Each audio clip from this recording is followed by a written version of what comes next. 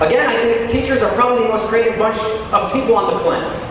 We're constantly thinking of new ways to do things. We're always asking, what if I did this?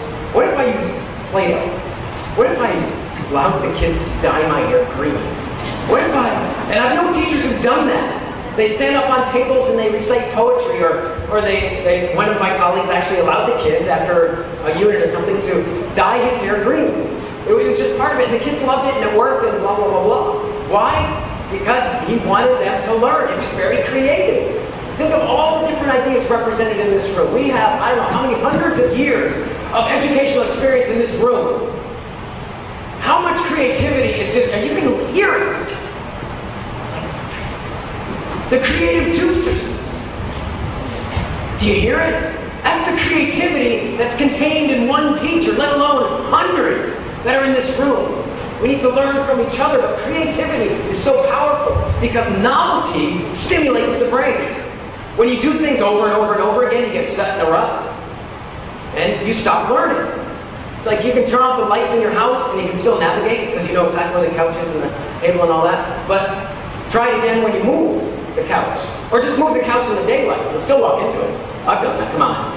Who's done that before? Well, I come home, my wife has rearranged all the furniture, and I walk right in, like, who put this here? Why is there a couch here? She was novel. She changed something on me. I had to learn now a new route of walking in. And students are the same way. Our brains are wired to find stimuli. They're wired to find meaning and interest. So the things that are shiny, that's why we're all ADD. You are. Don't fight it. You are. You see something shiny, like, come on. We have to question the status quo. I have a colleague of mine right now who's been teaching the same, he's teaching social studies. And he's been doing the same activity for, I think, all of last year. And this year he started it again. And it's writing articles based on what they've done in current events and all that. He said, you know, this is just kind of getting dry. It's getting kind of boring. I'm not into it anymore. And I know the students aren't really into it. And so he had some great ideas. And so we bounced some things off each other. And, well, a couple weeks later, he's got some great ideas. But he is a master teacher. Why? Because he questioned the status quo. He changed his lesson plans based on what's happening. He was creative. Fair. Fairness is giving everybody the same opportunity for things. It's being consistent in how you deal with students. If you have a routine where the student comes in and they're late, what's your routine? Is it A, to look at them with that nasty look of, Is it to simply say, okay, make sure the pass goes on my desk, sit down? Is it to say, why are you late in my classroom? And by the way, when you do that, you just told everybody in the room that yelling at that kid for tarding is more important than the content that you were teaching. Because you just stopped the teaching to turn your attention over here and to yell at somebody being late. Instead of the other way around, which is, come on, and they know, the routine is you come in late, you just go sit down quietly. Don't interrupt what we're doing. Your tardiness can wait until after class. But I'm not about to stop what I'm doing here. You see the message that's just in that is content teaching is so much more important than your little behavior problem. And that's something that we need to do. That's also dealing justly and fairly. Do you see how these also are connected with one another? It checks all the facts before coming to a conclusion. I have a very good friend of mine who was in a classroom and she had this student who she thought was cheating on a quiz. So she gave the quiz out, and after the whole thing, she said, you know, in front of the class, says, Mary, give me your quiz. You got a 0.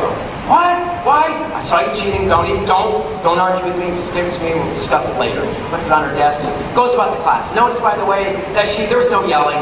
There's no, you little, you know, there's none of that. It was just very calm, cool, collected, give me your paper, you got a 0.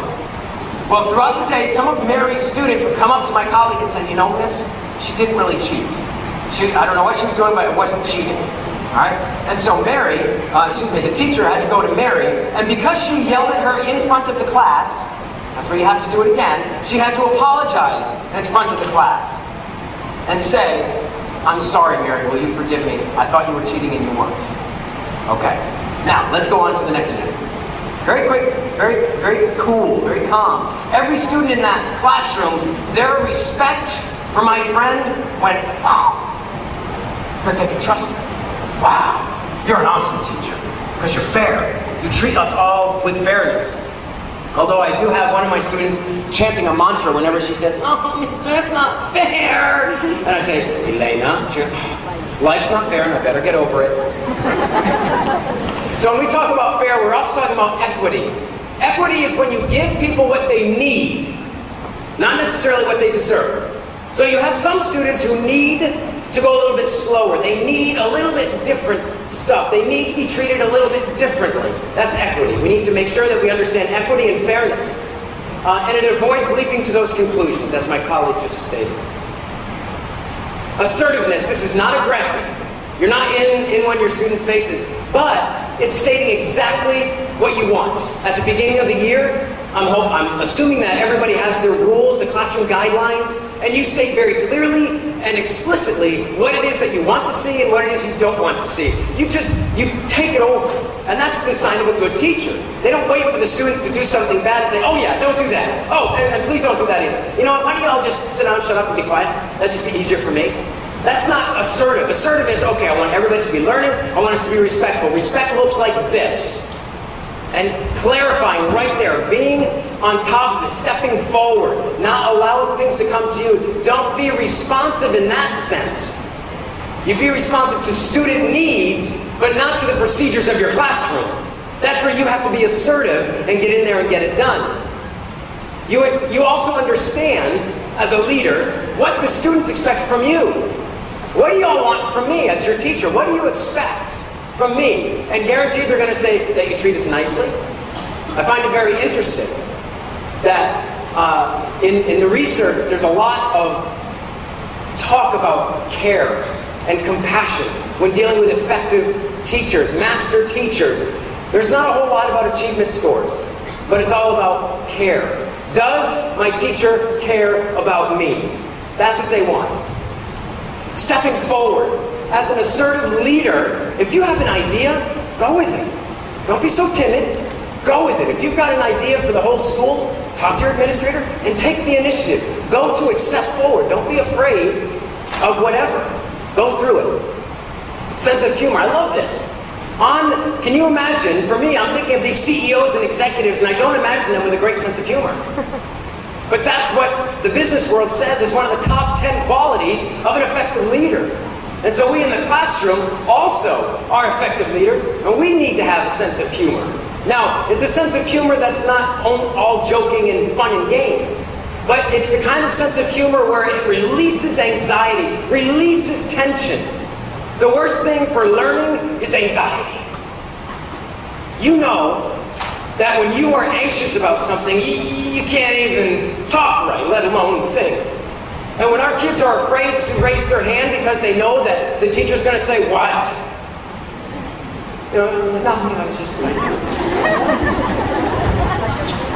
It relieves that anxiety and that tension. And the sense of humor fosters that camaraderie. One of the greatest things that we can do is foster a sense of belonging in the classroom. That you, students, are mine. And I am yours. We are a team. We're going to get this thing done. There is camaraderie amongst the teacher and the students, not friendship. Please don't cross the boundary of friendship. You are not going to go to their birthday party. I had a student of mine who said, "Hey, Mr. Fenn, you're my friend, right?" "No." What do you mean?" "No," I said, "I'm your teacher, and I like you a lot, but I'm not your friend." "What do you mean?" I said, "Are you ever going to invite me to one of your parties?" "No." "Okay. And am I ever going to invite you to one of my parties?" "No." So we're not friends. But we have a healthy relationship that's based on a student-teacher. And that's it. Okay? So we need to make sure we have that boundary line right there.